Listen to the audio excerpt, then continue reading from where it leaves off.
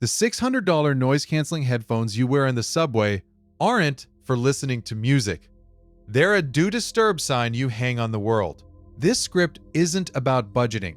It's a psychological audit of your last 30 days of spending because your bank statement tells a more honest story about your anxieties than your journal ever will. By the end of this, you'll know how to read that story, and you'll see that the things you buy are often just expensive hiding places for the parts of yourself you're afraid to face. The real cost has nothing to do with money. The most visible form of this is spending on status. It's the luxury car leased on a salary that can barely support it, the designer bag that costs more than a month's rent, the newest phone bought on launch day every single year. We tell ourselves we appreciate the quality, the craftsmanship, the performance. This is a comforting, rational story we tell ourselves. The underlying truth is much simpler. We are buying a costume. We are paying for a temporary upgrade in how we believe others perceive us. It's a shortcut to respect, a rental of admiration. Think of the person who feels invisible at work. They speak up in meetings, but their ideas seem to hang in the air unheard. They buy a $3,000 watch. Suddenly, they have a tangible object strapped to their wrist that silently screams success. It becomes a piece of armor. The watch doesn't make their ideas better, but they believe it makes other people listen. They're buying a feeling of significance. This is a transaction aimed at solving an internal problem of feeling undervalued with an external object. The problem is, the feeling is rented, tied directly to the object. Take off the watch, and the old insecurity rushes back in. The solution then is to buy another object, a better one. This is the loop. The spending pattern becomes a subscription to a feeling of worthiness, a very expensive one. This behavior traces back to a fundamental part of our social wiring. For millennia, signaling resources and social standing was critical for survival and reproduction. A strong hunter had the best furs. A dominant leader had the most elaborate adornments. We are still running that ancient software. Our modern world has just replaced furs with German sedans and tribal markings with logos on a handbag. We are broadcasting our fitness to the tribe. The anxiety this spending soothes is the deep, primal fear of being excluded, of being deemed worthless, of being left behind. The purchase is a desperate attempt to shout, "I belong here. I am one of you." But this kind of signaling, this loud broadcasting of value, is the most obvious layer. A much more subtle insecurity drives a different kind of spending. It's a pattern that looks like a hobby, but is actually a defense against the fear of being incompetent. This is the spending on potential. It's the person who buys a $2,000 professional camera to get into photography, only to have it sit in a closet after 2 outings. It's the home office lined with hundreds of books on business and philosophy, their spines perfectly uncreased. It's the kitchen full of professional-grade equipment that is used to microwave-ready meals. This pattern isn't about signaling to others, it's about signaling to ourselves. The insecurity here is the terror of being a beginner, the deep-seated fear that we are fundamentally incapable. Learning any new skill is humbling. It involves a period of being clumsy, slow, and bad at something. This awkward phase is emotionally costly. It confronts us with our own limitations. So, we find a clever way to bypass it. We buy the identity of the person we want to become. Owning the tools of a master feels, for a moment, like owning the mastery itself. Unboxing the expensive camera provides a rush of feeling like a real photographer. Arranging the unread books on the shelf makes one feel like a scholar. You get to inhabit the identity without doing the hard, frustrating work of earning it. The purchase is a painkiller for the growing pains of self-improvement. Look at your own shelves, your closets, your digital subscriptions. How many of them are for the person you are versus the person you one day hope to be? The subscription to the language app you haven't opened in 6 months, the online course on coding you completed 3% of, the rock climbing shoes that have never touched a rock. Each one of these is a monument to a good intention, and each one is a recurring payment to soothe the anxiety of your own untapped potential. You're financing the fantasy of a future self, because it's more comfortable than the messy reality of becoming that person. The gear becomes a substitute for the grit. You've acquired the nouns, the camera, the books, the software, while avoiding the verbs, the shooting, the reading, the coding. The collection of tools becomes a museum of your own deferred ambitions. This spending feels productive. It feels like an investment in yourself. But the motivation is avoidance. Avoidance of failure. Avoidance of frustration. Avoidance of the feeling of not being good enough. This is a quiet, private form of anxiety management. But there is a pattern that's even more deeply embedded in our daily lives. It's the spending we do to avoid the slightest hint of friction. It's spending that masquerades as convenience. This is the anxiety of stillness, the fear of being alone with your own thoughts. It shows up in the small, constant, almost invisible transactions that fill our days. It's ordering food delivery when you have a perfectly good kitchen, because the 30 minutes of chopping vegetables and waiting for water to boil feels like an unbearable stretch of unfilled time. It's taking a rideshare for a distance you could easily walk, because walking means being alone with your own mind. It's paying for the premium version of every app, just to eliminate 30 seconds of ads, because a moment of forced pause feels like an attack. Each of these transactions is a microdose of anesthetic. You are paying to numb yourself against the mild discomfort of being human. What you're really buying is distraction. The food delivery app saves you from the quiet of your kitchen. The rideshare saves you from the thoughts that arise on a solitary walk. The ad-free subscription saves you from a moment of boredom.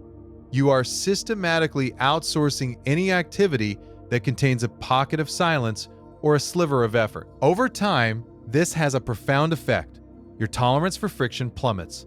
Your ability to solve small problems for yourself atrophies. You become dependent on a paid service for things that were once just called living. The world of what you can comfortably handle begins to shrink. It shrinks to the exact size of what can be summoned with an app. Critics of this idea often argue that this is simply progress. Technology makes life easier, and we are just taking advantage of it. It saves us time for more important things. But what are those important things? Often, the time we save is immediately filled with more consumption, more scrolling, more streaming.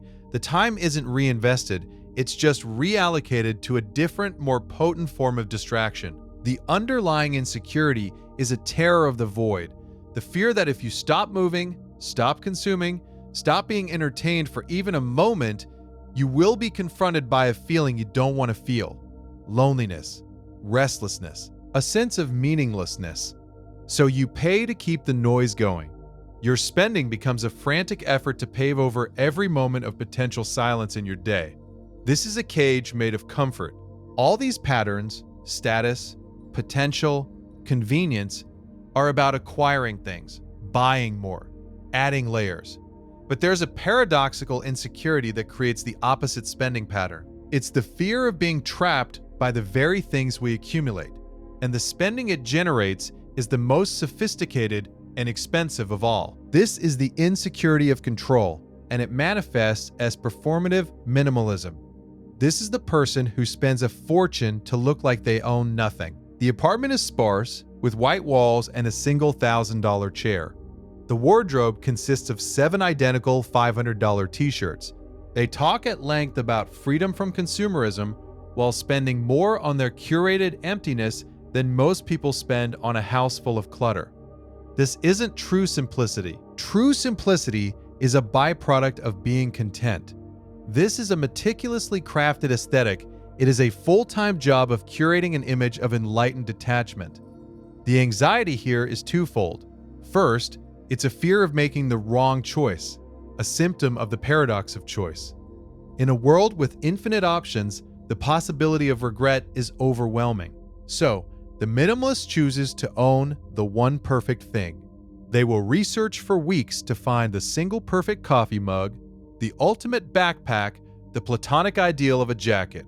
They spend enormous amounts of time, energy, and money to avoid the anxiety of a suboptimal choice.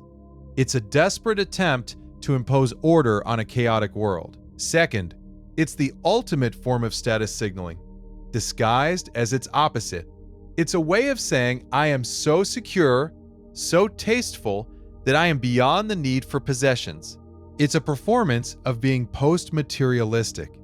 The spending is on the negative space. The expensive, empty loft broadcasts wealth and taste more loudly than a garage full of sports cars. It says, I have so much, I can afford to have nothing. The insecurity is a deep fear of being judged, of being seen as messy, disorganized, or having bad taste. The curated, empty life is a fortress against that judgment. It's a sterile environment where nothing can be out of place. The irony is that the pursuit of this freedom becomes its own kind of prison. A prison of constant purging, curating, and upgrading to maintain the perfect, effortless facade. The spending never stops because the image of simplicity requires constant maintenance.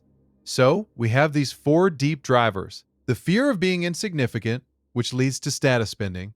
The fear of being incompetent, which leads to spending on potential. The fear of discomfort, which leads to convenient spending.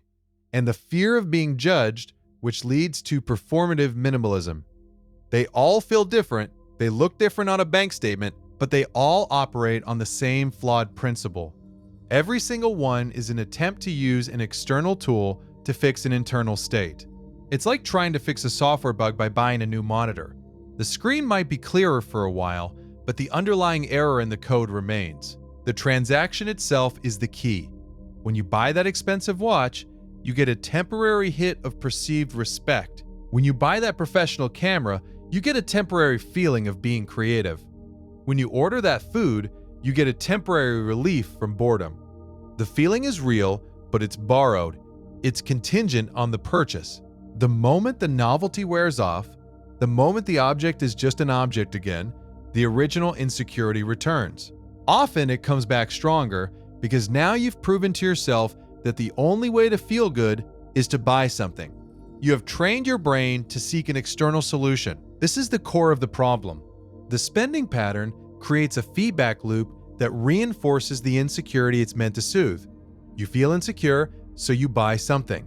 The purchase gives you a temporary high, the high fades, and you feel insecure again. So you need to buy something else to get the feeling back. The spending doesn't solve the insecurity. The spending becomes the insecurity's life support system. The path out of this is to stop looking at your spending as a moral failure. It's not. It's a map. Your bank statement is a diagnostic printout of your deepest anxieties.